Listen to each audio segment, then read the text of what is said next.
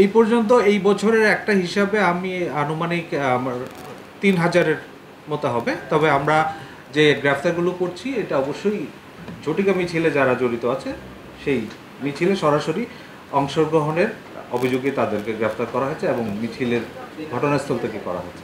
এটা একজন লোক ধরেন ঢাকার বাইরে থেকে ঢাকায় আসা যাওয়া, তার পরিবহন খরচ, যাতায়াত খরচ যেটা, তারপর তার থাকা খাওয়া, এর বাইরে তার একটা নির্দিষ্ট হয়তো অ্যামাউন্ট না হলে তো সে আসবে না।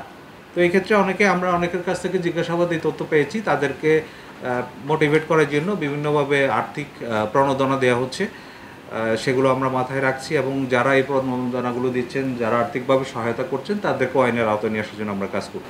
দেখুন, আজকে আমাদের যে গ্রেফতারগুলো আছে আপনারা যদি এগুলো একটু মনোযোগ দিয়ে শোনেন, এখানে বেশিরভাগ কিন্তু ঢাকার বাইরে থেকে বিভিন্ন ইউনিয়ন এবং থানা বা উপজেলা পর্যায়ের নেতা।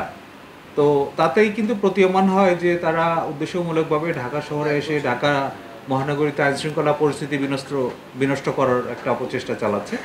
আর যারা এখানে ইন্ধন দিচ্ছে, যারা তাদের সংগঠিত করছে, তারাও যে আমাদের নজরের মধ্যে নেই সেটা কিন্তু বলা যাবে না। আমাদের তৎপরতার কারণে এই গ্রেফতারগুলো করা সম্ভব হচ্ছে। জাতীয় সংসদ নির্বাচন আসন্ন, আপনারা জানেন, নির্বাচন উপলক্ষে রাজনৈতিক তৎপরতা একটু বাড়বে, এটাই স্বাভাবিক।